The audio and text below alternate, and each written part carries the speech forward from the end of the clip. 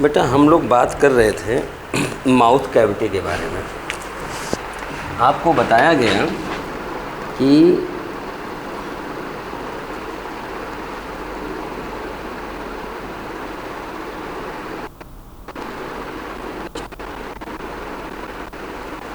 ये वाला पोर्शन क्या है, mouth cavity.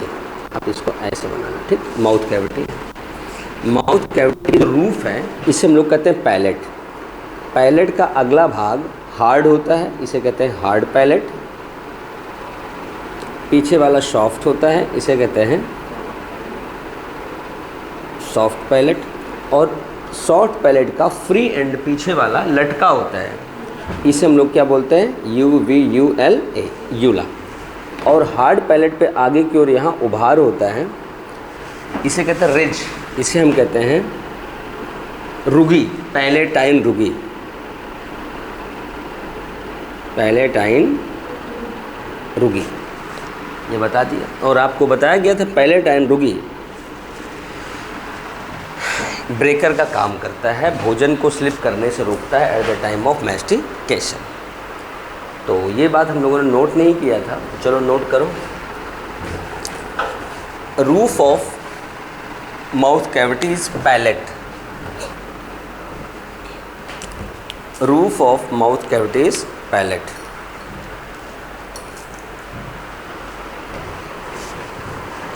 Palette anterior part, ANTERIOR, anterior part is hard. Interior part क्या होता है, हार्ड होता है, कठोर होता है, हार्ड।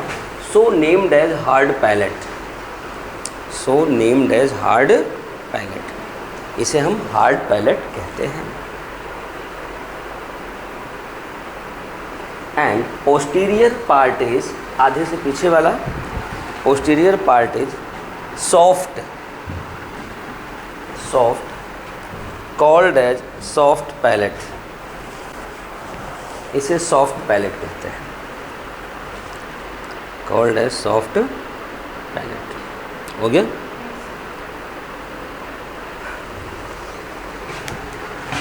अब इन दोनों की चर्चा करते हैं, यूला और रुगी की। लिखना, देयर आर ट्रांसवर्स, मतलब ऐसे ऐसे होती है, ऐसे नहीं होती, transverse rugae, RUGAE, rugae on hard palate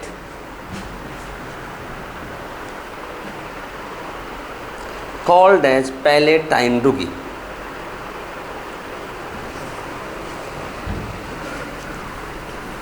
called as palatine rugae. अब इसके काम की बात करते हैं। ये बेटा होता है ग्रिपिंग के लिए, भोजन को ग्रिप करने के लिए। जब एनिमल भोजन को चबाता है, मैस्टिकेशन करता है ऐसे, तो भोजन बाहर स्लिप करके गिर ना जाए, निकल ना जाए, इसलिए उसको ग्रिप करता है। लिखना, it prevents back flow of food during mastication, during mastication, during mastication. Mastications में भोजन को बाहर आने से रोकता है, बैक फ्लो को रोकता है। अब एग्जामिनर सवाल बनाएंगे कि ये पैलेटाइन रुगी कहाँ ज़्यादा डेवलप होगा। तो सीधी सी बात है कि ये भोजन के बैक फ्लो को रोकता है। तो जिस एनिमल का फूड ज़्यादा स्लिप करने वाला होगा, बाहर निकलने वाला होगा, सिर्फ उसी को रोकेगा, वहाँ पर ज़्यादा डेवलप होगा। तो सबसे पहले हमें ये देखना है कौन सा जानवर ज़्यादा फिसलने वाला भोजन करता है। ऑप्शन में या फिर कैटेगरी लिखी होगी, हर्बीओर्स, ओमनीओर्स, कॉर्निओर्स, या फिर नाम लिखा होगा। बेटा देखो, हर्बीओर्स और कॉर्निओर्स को कंपेयर करें तो भोजन किसका ज़्यादा फिसलू होता है, कार्निओर्स का। मांस होता है, नोच नोच के खाता है तो फिसलने के चांसेस ज़्यादा है। यहाँ लिखो स्टार बना के, palatine rugae are more developed in, palatine rugae are more developed in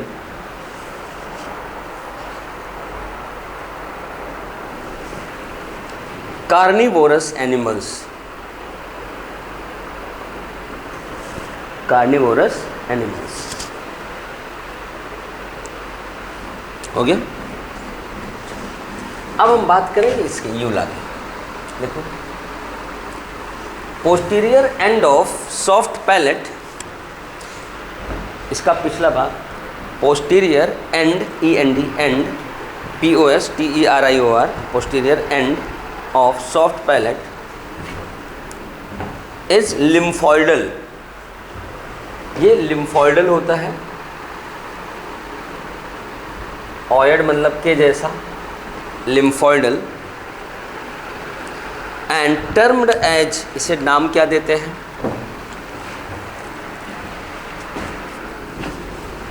and termed as Yula, UVULA, यूला, हो गया। लिम्फोइडल है तो इसे हम लोग, जो हमारे पास इस तरह के लिम्फोइडल स्ट्रक्चर्स हैं उन्हें हम टॉन्सिल्स कहते हैं, अक्सर क्या बोलते हैं, टॉन्सिल कहते हैं। चलो, यहाँ पर इसके आगे है तो बट आपके काम का नहीं है तो उसको हम लोग रोकते हैं। अब बेटा रूफ़ की बात कर लिए तो हम लोग फ्लोर की बात करेंगे। फ्लोर पे ध्यान दो तो यहाँ पे कैसे मस्कुलर लीफ लाइक स्ट्रक्चर होती है जिसे हम लोग कहते हैं टंग, क्या बोलते हैं, टंग। टंग यहाँ एक पतली मेम्ब्रेन स्ट्रक्चर से ओरल कैविटी के निचले पोर्शन में, अर्थात lower part of buccal cavity या लोअर जॉ बोल सकते हो, उसके साथ जीभ हमारी जुड़ी होती है एक मेम्ब्रेन स्ट्रक्चर से। ये जो मैंने 3-4 लाइन खींचे हैं इसे कहते हैं फ्रेनुलम, क्या बोलेंगे, फ्रेनुलम, क्या बोलते हैं, फ्रेनुलम, हो गया। अब बेटा एक बात सुनना, NULLUM, फ्रेनुलम। बेटा ध्यान देना, अब इसके बारे में देखते हैं। अगर जीभ को हम ध्यान से देखें बेटा, पकड़ के देखें, तो जीभ जो है, टंग है ह्यूमन की, वो होती है मस्कुलर। कैसी होती है, मस्कुलर, मांस की बनी होती है। तो अपने आप आपके मन में सवाल आएगा कि जो मस्कुलर है ये किस मांस की बनी है, वॉलेंट्री मसल है कि इनवॉलेंट्री मसल है। अगर बेटा ये वॉलेंट्री मसल है तो हमारे विल के अकॉर्डिंग काम करेगी, अगर इनवॉलेंट्री मसल है तो इसका फंक्शन हमारे विल के अकॉर्डिंग रेगुलेट नहीं होगा। समझ गए। तो अब एक बात ध्यान देना, टंग हमारी वॉलेंट्री होती है, हम जब चाहते हैं तब इसको घुमाते हैं। ऐसा नहीं है कि हम खाना ना खाएं और अपने आप ही ऐसे हम अंदर चलने लगे, ऐसा तो होता नहीं। हम ना बोलना चाहें अपने आप ही जीभ हिलने लगे, ऐसा तो होता नहीं है। इसका मतलब है वॉलेंट्री मसल की। लेकिन हाँ, एक बात बता दें, इस वॉलेंट्री स्ट्रक्चर में लॉन्गिट्यूडनल फाइबर्स और ट्रांसफर फाइबर्स दोनों पाए जाते हैं। जब लॉन्गिट्यूडनल फाइबर में कॉन्ट्रैक्शन होता है जीभ आपकी ऐसे रोल करती है, जब ट्रांसवर्स फाइबर में कॉन्ट्रैक्शन होता है जीभ आपकी ऐसे रोल करती है। जीभ आपकी ऐसे भी रोल करती है, ऐसे भी रोल करती है। रोलिंग की वजह है इसके मसल फाइबर्स। ठीक बेटा, चलो ये बात हो गई कि यह मस्कुलर होती है, नीचे जबड़े में जुड़ी होती है। लेकिन बेटा अगर जीभ को हम बाहर निकालें, किसी इंसान की, ह्यूमन बीइंग की जीभ को बाहर निकालें,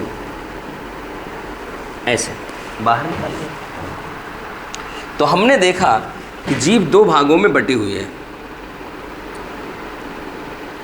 एक इन्वर्टेड वी लाइक स्ट्रक्चर से, इन्वर्टेड वी लाइक स्ट्रक्चर से 2 भागों में बटी हुई है। ठीक, तो ये जो पीछे वाला पोर्शन है इसे हम लोग कहते हैं फेरेंजियल पार्ट।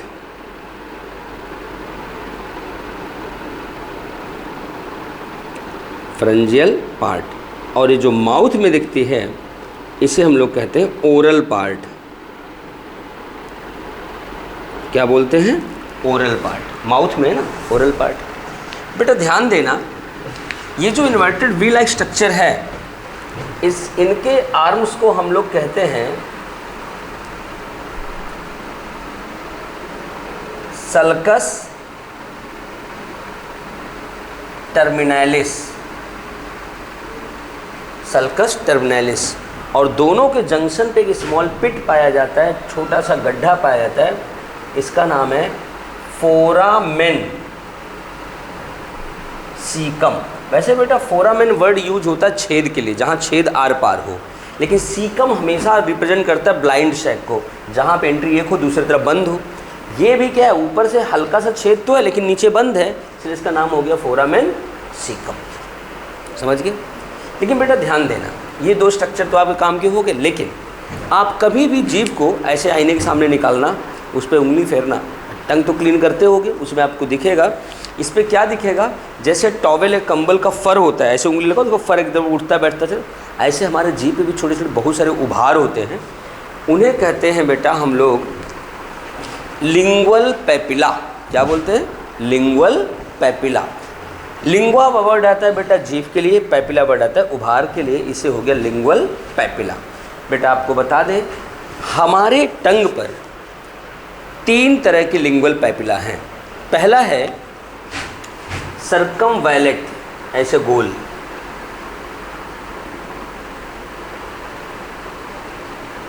इसकी संख्या होती है 8 से 12। कितनी होती है? 8 से 12। मैंने 10 बनाए हैं। ये हो गया सर्कमवैलेट पैपिला।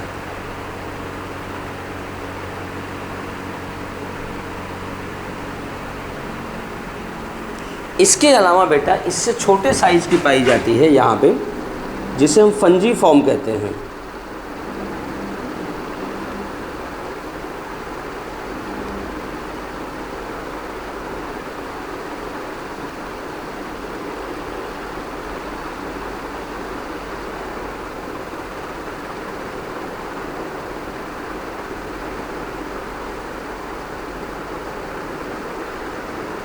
ये एंड पे और यहाँ साइड में पाए जाते हैं। ठीक, इन्हें कहते हैं फंजी फॉर्म। क्यों?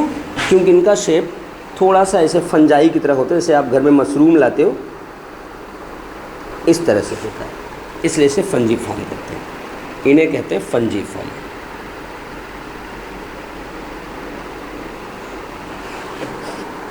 ये बड़ी है, ये उससे छोटी, और बिल्कुल छोटी एक होती है ऐसे डॉट डॉट, ये पूरी तरह से ऐसे पूरे टंग पे स्कैटर्ड होती है। इसकी संख्या छोटे होने की वजह से सबसे ज़्यादा होती है। ऐसे आपको उभार दिखेगी ये पूरे टंग पे फैली हुई। लेकिन अगर इसको आप बाहर निकाल के देखो तो आपको यूं ऐसे पतली सी उभार सी दिखेगी। इसे कहा जाता है फिलीफॉर्म, फिलामेंटस इसे कहा जाता है फिलीफॉर्म। ये होती है फिलीफॉर्म।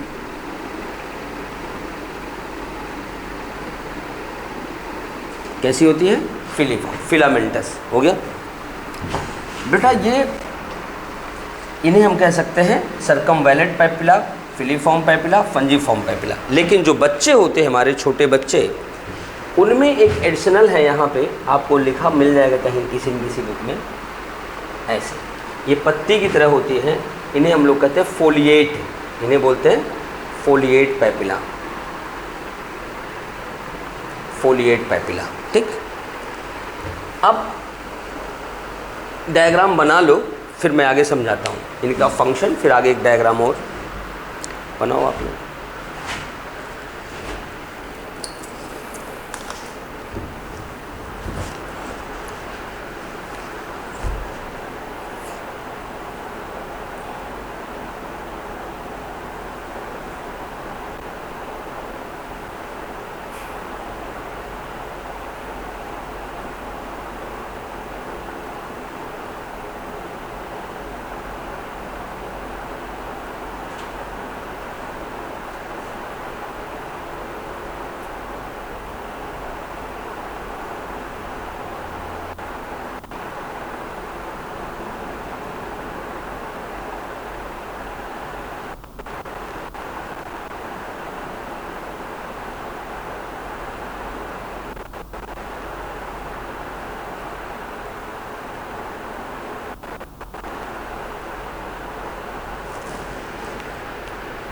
बन गया बेटा?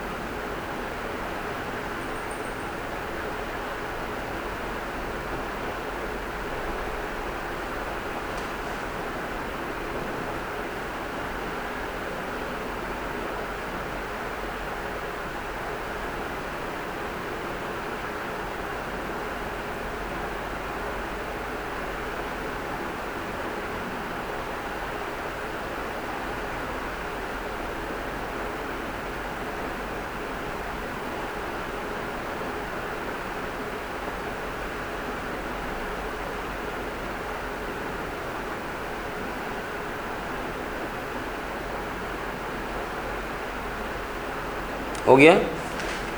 चलो बेटा देखो, अब इस बात को नोट कर लेते हैं, फिर आगे बढ़ते हैं, फिर आगे डायग्राम बना के एक्सप्लेन करें। लिखना, लिखो, देयर इज मस्कुलर टंग। बेटा देखो, बुक वाले ऐसे लिखते हैं, there is a leaf like structure on floor called as tongue. मैं सीधे लिखवा रहा हूँ, there is muscular tongue on floor of buccal cavity, on floor of buccal cavity, on floor of buccal cavity. Tongue is comprised of voluntary muscles. ये voluntary muscle से बनी होती है, इनवॉलेंट्री नहीं होती। Voluntary muscles, voluntary muscles. लिख लिया? चलो लिखना, tongue is differentiated into, tongue is differentiated into pharyngeal part and oral part, जो कि बोर्ड पे यहाँ मेंशन है। Pharyngeal part and oral part, pharyngeal part and oral part, oral part with the help of inverted V-like structure, inverted V-like structure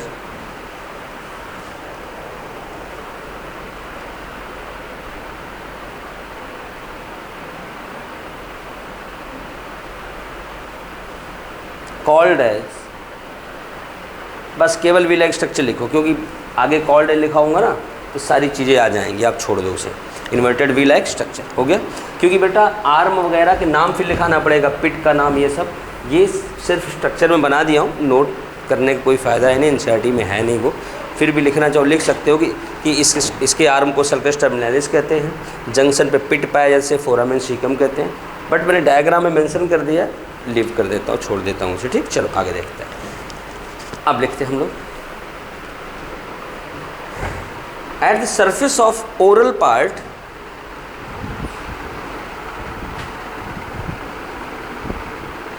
eight the surface of oral part lingual papilla are found. Lingua, lingua word आता है बेटा जीभ के लिए, lingual LINGUAL, जैसे आपने सुना हो ना सब लिंगुअल ग्लैंड, सलेवरी ग्लैंड, तो सब मतलब नीचे, जीभ के नीचे होता है, तो लिंगुआ पर जीभ के लिए होता है। कहाँ थे हम लोग?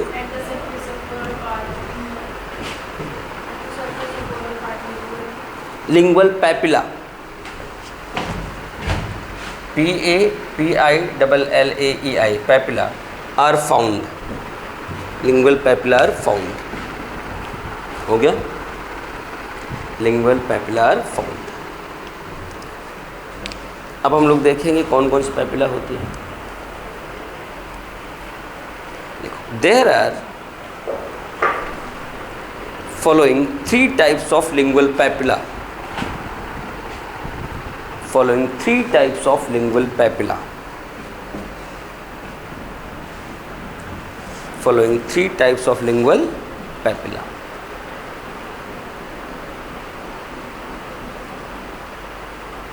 पहला circumvallate, circumvallate, circumvallate,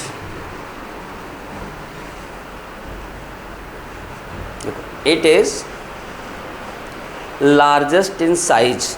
तीनों पैपिला में सबसे बड़े साइज की यही होती है, largest in size, and minimum in numbers. इनका नंबर कम होता है, मैंने आपको बताया 8 से 12, मिनिमम इन नंबर्स ब्रैकेट में 8 to 12, 8 से 12 हो गया।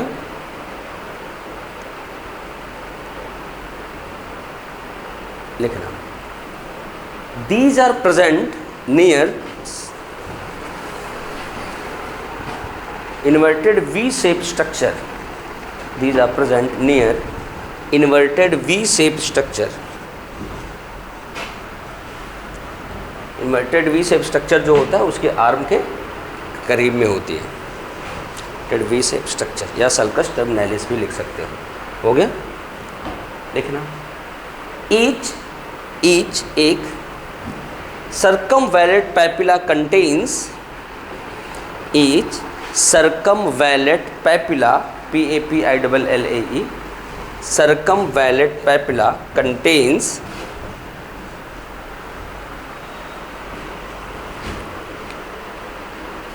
100 to 125, 100 से 125, 100 to 125 taste buds, taste birds,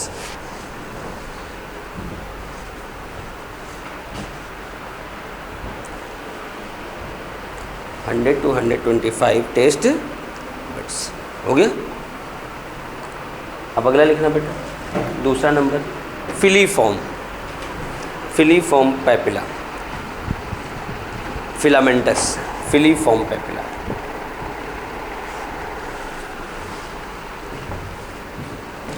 It is smallest in size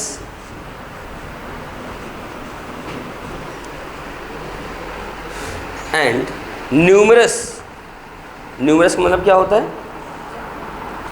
large in numbers, numerous and scattered on tongue। ये ऐसा नहीं कि एक रीजन में scattered होते हैं, scattered on tongue, ये ओरल पार्ट पे क्या होती है? बिखरी होती है। देखो फिलीफॉर्म पैपिली, फिलीफॉर्म पैपिली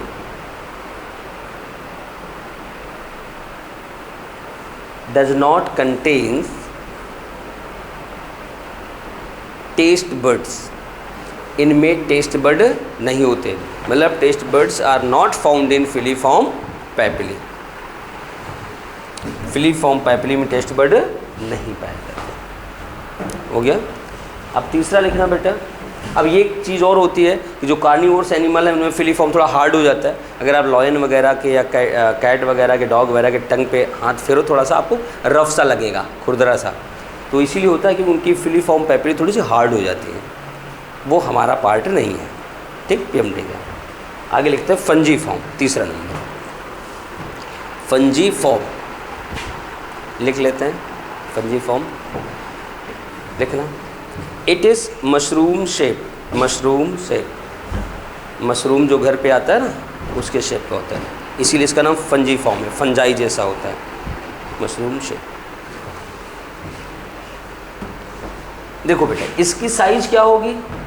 सर्कमवैलेट से छोटी होगी, फिलीफॉर्म से बड़ी होगी, और संख्या फिलीफॉर्म से कम होगी, सर्कमवैलेट से ज़्यादा होगी। ठीक, लिखना its size is smaller than सर्कमवैलेट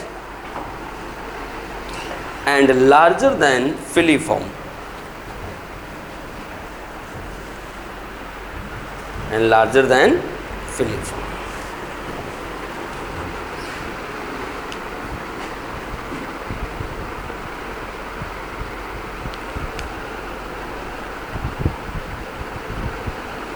larger than, हो गया। आगे लिखना, अब its number is less than filiform and greater than circumvallate, and greater than circumvallate.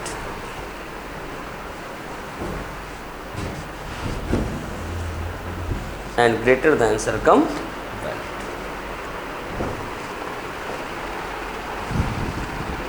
हो गया। लिखो each fungiform contains 5 taste buds, इसमें हर एक में 5 टेस्ट बर्ड होते हैं। Contains 5 taste buds. These papilli are present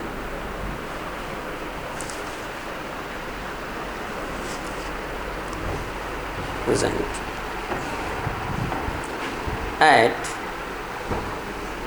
anterior end, अगले भाग पे, anterior end of tongue, अगले भाग पे होती हैं, ऐसे लेटरल साइड को कवर करते हुए, एंटीरियर पार्ट ऑफ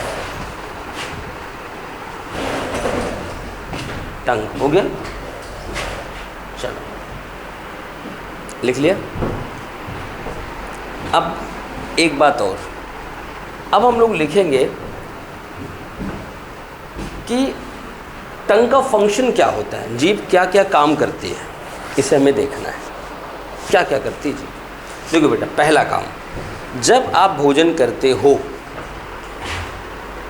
तो भोजन चबाते हो, चबाते समय ये टंग जो है भोजन को पुश करती है कि दांत के नीचे जाए और वो चबाने में, ग्राइंडिंग में हेल्प हो जाए। दूसरा काम, ये इसी के साथ साथ सलाइवा में मिक्स करती रहती है, फूड को मिक्स करती विद सलाइवा। तीसरी चीज़, जैसे आप चबा लेते हो, चबाने के बाद आप ऐसे करते हो ना, ऐसे, तो ये धक्का दे करके निगलने में, डेग्लूटिशन में हेल्प करती है, सोलो करने में हेल्प करती है।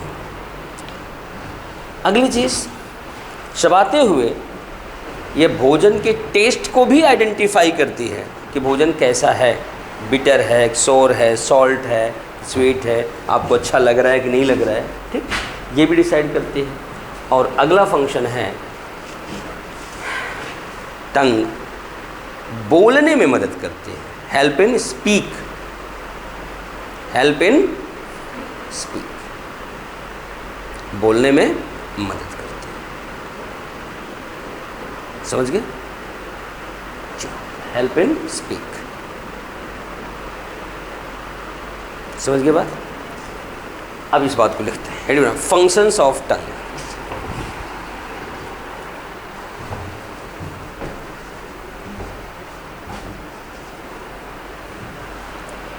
Functions of tongue.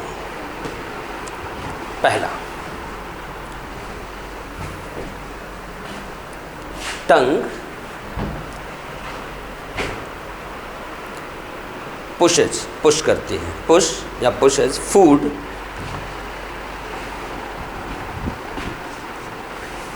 Toward teeth and helps in mastication, दांत की ओर धकेलती है और मैस्टिकेशन में, चबाने में हेल्प करती है।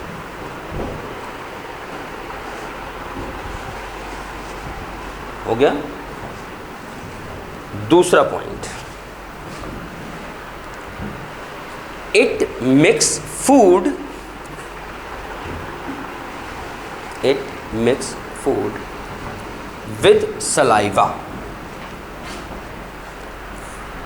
विद सलाइवा, सलाइवा के साथ भोजन को मिक्स कर देते हैं। तीसरा, tongue helps in deglutition, DEGLUTITION, डेग्लूटिशन,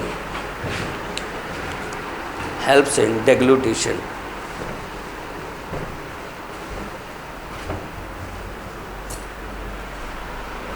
हो गया? डेग्लूटिशन हो गया। अगला point, tongue identify taste of food, taste of food.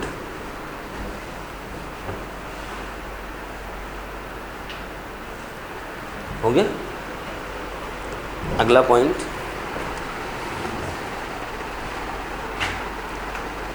Tongue helps in speak,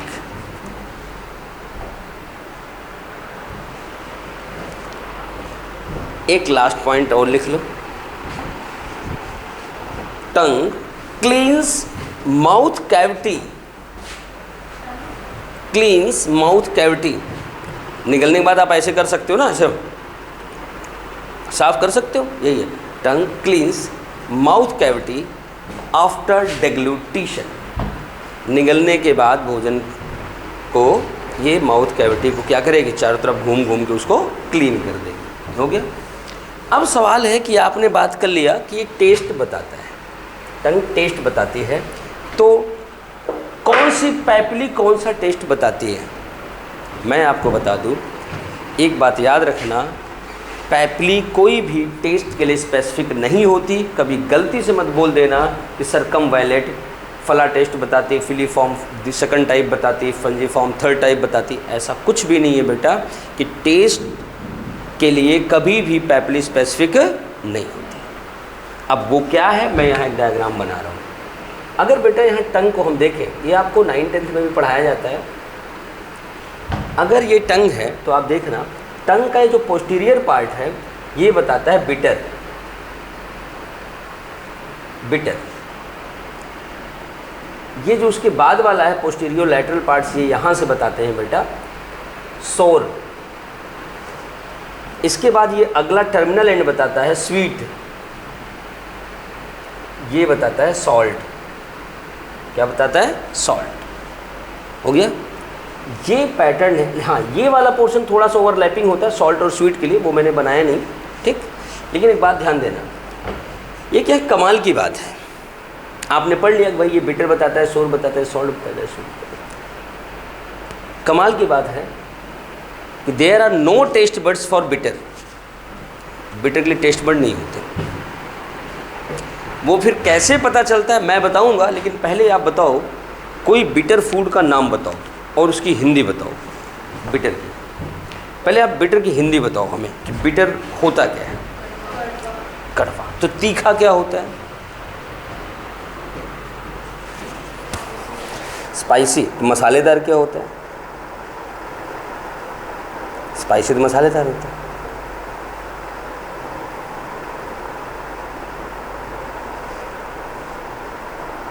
हो गया ना गड़बड़?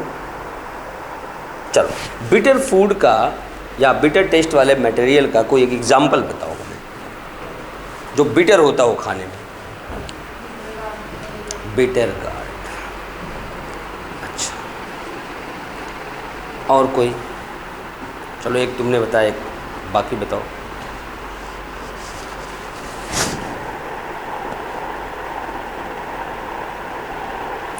अच्छा, जो हरी मिर्च होती है वो कैसी होती है? कड़वी नहीं होती। तो तीखी की इंग्लिश क्या कहोगे? मतलब तीखी के लिए दुनिया में कोई इंग्लिश है ही नहीं है, कुछ तो होगी। सोचो, सारे सोचो। आप लोग बचपन से अंग्रेजी माध्यम के छात्र रहे हैं तो कुछ न कुछ तो मिलेगा ही ब्रेन में। कोशिश करो, मिलेगा। देखो बेटा, मैं आपको बता दूं, ये जो जिसे आप कड़वा, तीखा कुछ भी कहते हैं, एक्चुअल में हम बिटर की बात कर रहे हैं।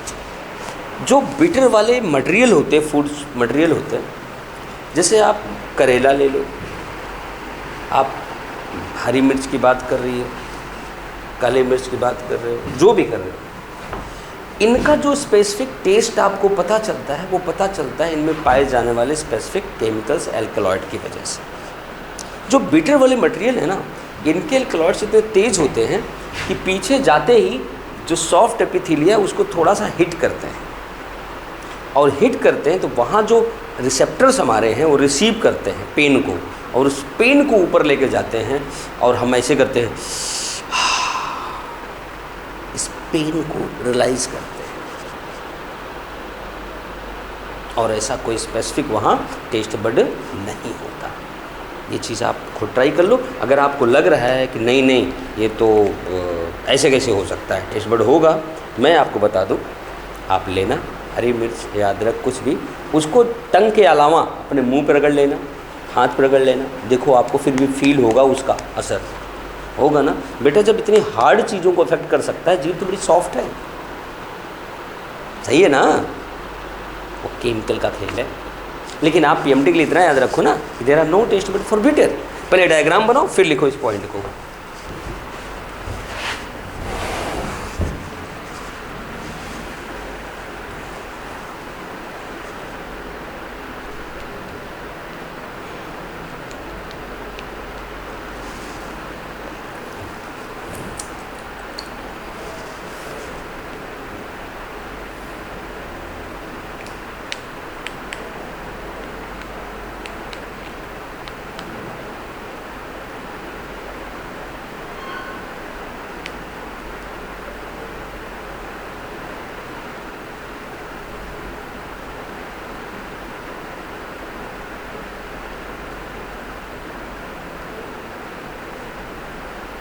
हो गया? चलो लिखो इस बात को, there are no taste buds for bitter.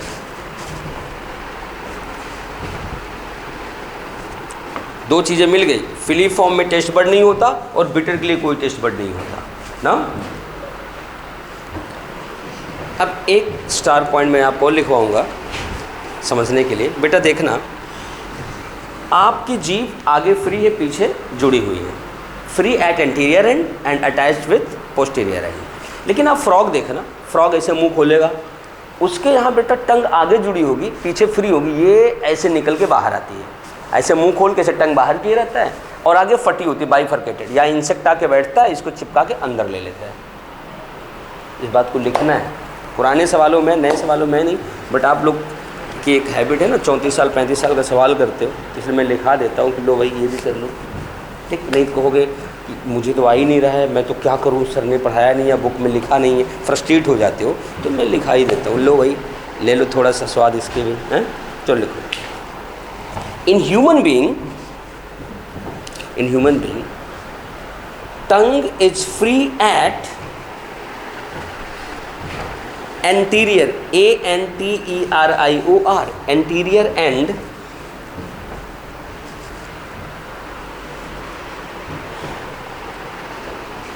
and attached with posterior end.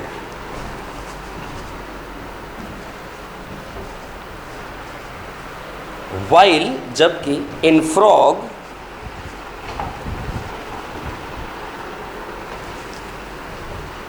tongue is attached at anterior end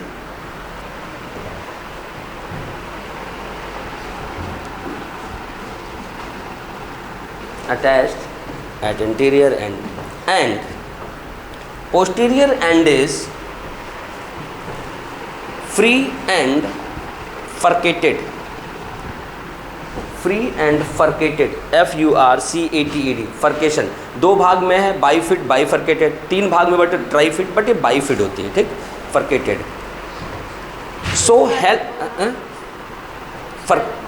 फर्केटेड ना, FURCATED, फर्केटेड हो गया, furcated. So helps in capturing of food, भोजन को पकड़ने में। एक्चुअल में आप प्रे भी लिख सकते हो, कैप्चरिंग ऑफ फूड। हो गया बेटा, ये तो हमने बात कर ली टंग की।